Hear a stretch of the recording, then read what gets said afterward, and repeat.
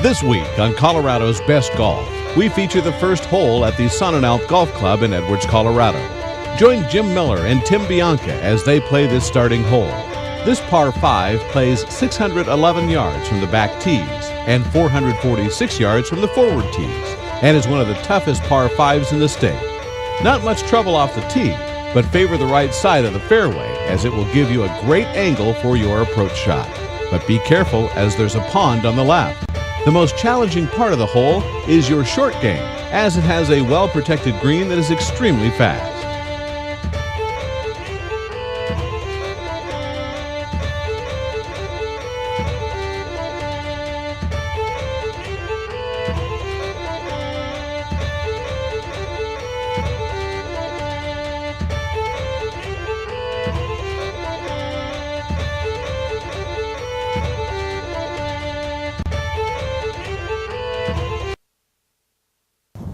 This is Tom Bianca, host of Colorado's Voyage radio program on 560 KLZ Radio.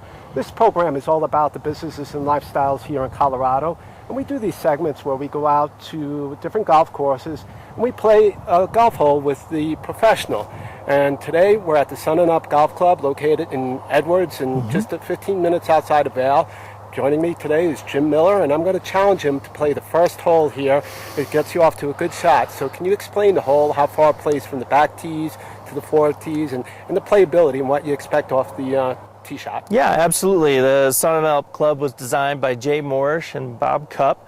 Mr. Morrish and Mr. Cupp wanted to get you off to a good start here. So the first hole is a 611-yard par 5 from the championship tees, 560 from the member tees that we're playing today. Wind's into us a little bit, so we're playing the member tees. But yeah, it's a good chance to get off to a good start, and not a little demanding on your second shot with water on the left, but the tee shot here on your opening shot is nice and wide, get you in the fairway, get you off to a good start. So each golf pro is a little bit different on swing speed and swing style. So explain what driver you use, the shaft and the loft, and why you use it, Jim. Absolutely. I use the Titleist 917 D2. I have a 10.5 loft in there. We're at about 7,400 feet here in Edwards, so I want to get the ball up in the air, want to utilize that thin air as much as I can, and get as much distance as I can through the air. How about the shaft? Yeah, I have a Rogue 65 grams stiff shaft. It's got a good release point on it for me and my swing speed. My swing speed is a little lower. I'm more of an Ernie Els type swing speed, but it feels great for me and I love it. And it's important to get the proper shaft, obviously. So you went to a pro yourself to get custom. Absolutely. I was fit by our head golf professional, Pete Roach, and he got me in the right shaft and the right loft and the right everything.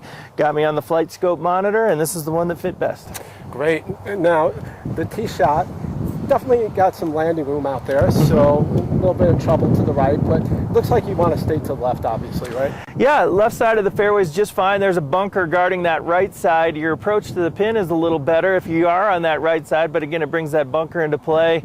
Literally just right down the middle is where you want to go. Awesome. Let's see you have at it. All righty.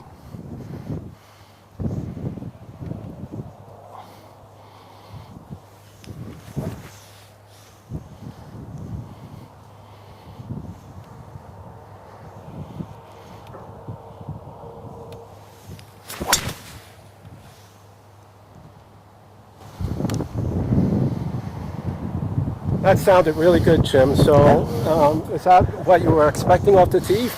I never know what to expect off the tee. But for me, that was right down the right side of the fairway. Got a good shot into the hole for my second shot. Yes. So do you think you can make it on? I'm going to try. Awesome. Let's go ahead and do that and see if we can make it onto that narrow landing area. Absolutely. Okay. Let's go make a birdie. All right. Let's do it. Well, Jim, you did exactly what you wanted to do. You got right to the fairway here, and it leaves you a great view to that green. So you can't ask for anything better, right? No, it didn't hit it a ton, but it's in the fairway. Yeah, on this second shot, the green is protected by water, a pond on the left. It's open on the right, and so you kind of want to keep that shot a little to the right. Hopefully, if you get a little draw, it'll bounce up onto the green, but we've got about 255 left, and I a shot at getting it close for a birdie. Ideally, you want to be to the right. Absolutely. And, just chipping on, or else if you get a good bounce, it could actually land onto that green to the right. Absolutely. Portion. Yeah, I'm going to aim about 10 yards to the right of the green, but then if I hook it a little bit, I look like a hero and I'm on the green.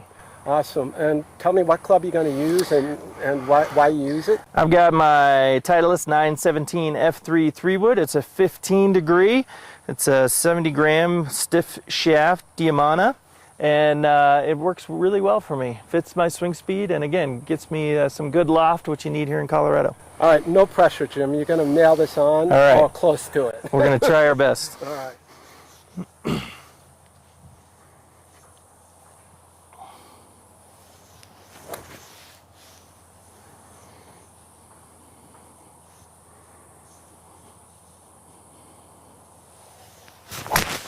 Oh, you nailed that, Jim.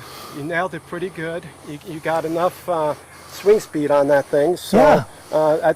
You did exactly what you wanted to do to the right of that green. So it's just going to be a little bit of a chip on, and then hopefully get it close to that pin where you can just one putt it and get a nice birdie. Let's hope so. Going to the next hole, okay? Let's hope so. Let's go down there and finish it out. All right. All right, Jim. Sounds good.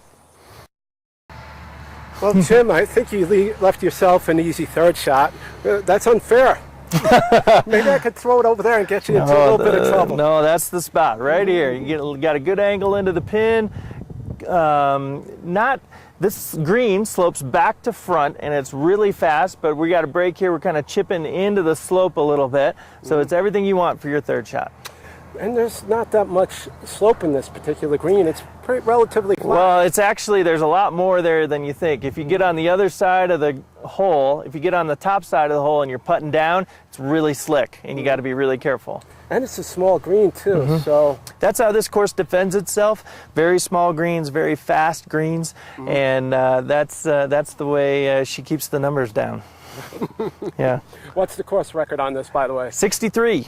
Shot by you? No, not by me. Yeah, maybe after hole 14, but no. In the Colorado Open in 2001. Yeah, I remember Craig Stadler and Kevin Stadler's son was up here for that, and I know Kevin actually won that event. Yeah, that's exactly right. So you don't have that much left. So what kind of club are you going to use, and how do you approach this stance? I have a Titleist Vokey wedge, 58 degree. I'm going to make sure that my club face is pointed at the target. It's about 5 yards to the right of the pin, and then she'll break down. But then I'm going to open up my feet and shoulders a little bit, but then just swing down the line of my feet and get it close. Do you want to add it loft on this? I don't want it to be in the air for too long. I'm going to play it back in my stance a little bit, keep it down. Should just land once on the green and then roll to the pin. Well, no pressure on this one, Jim. I have a good feeling that this is going to land pretty good and fairly close. And, I hope so. And what's the speed of the greens usually? The speed of the greens can get up to 12, 13. They're probably about 11 right now. That's fast. Yeah. All right, go ahead. Thanks. 2 feet within the pin. 2 feet. We'll give it a try.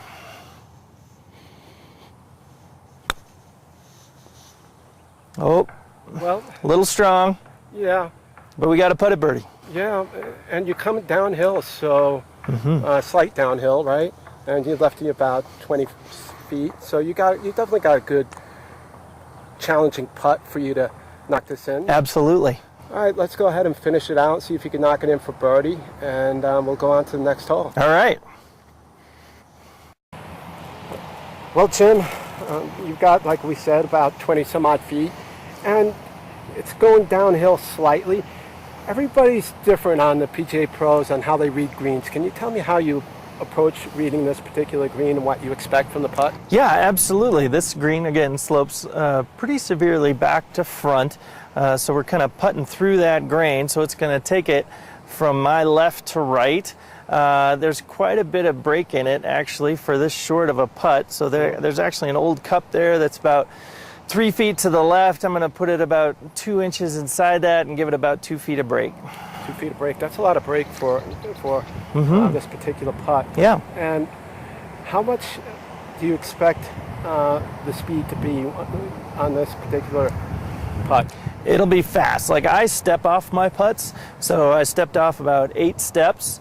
But it's really fast down the hill, so I'm going to putt it for me to go about 4 steps, so about half as far. And then the slope of the green and the speed of the green will take it the rest of the way. All right, let's go ahead and see if you can make it in. All righty.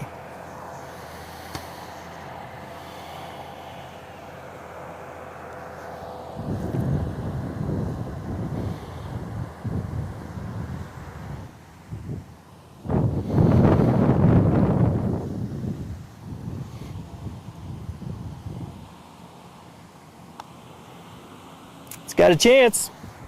Ooh, just off the edge. Well, that was a nice tap-in par and a great way to start off your 18 holes. Yeah, absolutely. It gives you a lot of room off the tee box on the first hole, a lot of room on the second shot, but as you can see, the green here is really challenging, a lot of slope, really fast. If you get on the wrong side of the hole, like I was, birdie chance went awry, but got away with a par. It's a very fun, challenging par 5 to start off with, Jim. Yeah, it is. It gets you off to a great start. Beautiful views, unbelievable views of the Rocky Mountains here going into hole number 2. It's a special place. So can you tell us how far it plays from the back tees and the forward tees, all 18? Is it like it's a short course, isn't it? It is, just over 7,000 from the back tees. So again, if you're a low handicapper and hit it a mile, you're going to use every club in your bag. You won't be hitting the driver off every tee box, but it makes you think out there because these greens are small, they're fast, and that's how this course protects itself. You got to be on the correct side of the hole. Well, that was a great par, like I said. We'll go on to the next hole. So tell us a little bit more about the course, how they can book a tee time. It's open for public play, right? Yeah, it's a semi-private membership. We do have memberships available, fitness memberships, full golf memberships. But then if you're the golfing public, you can play after 1:30 here at the Sonnenalp. How can they book a tee time? Is it available online? Do I have to call a shop? You just call the golf shop and they'll set it up for you. And what's the phone number here? 970-477-5371. And you offer tournament play? Absolutely. If anybody wants to come out and hold their event here, we only do a few of those a year because it is a short summer, but we'd love to talk to you. And you cater to special events and weddings, right? Absolutely. Great. It's a spectacular place for a wedding. Oh my gosh, I can't think of a better place for a wedding. My daughter, she would love this place. It's just incredible. Snow-capped mountains in the distance and beautiful Vail vistas. The Vail Valley is a spectacular place for a wedding. And what's the address here? 1265 Berry Creek Road in Edwards, Colorado. Yeah, you're just about 15 minutes outside of Vail. And spectacular views, like we mentioned earlier. And we appreciate your time. It was great to play a hole with you. It was a lot of fun. And this is Tom Bianca, host of Colorado's Voyage radio program on 560 KLZ. We appreciate you joining us for today's fun play of a par 5 at the Sonnenalp Golf Club.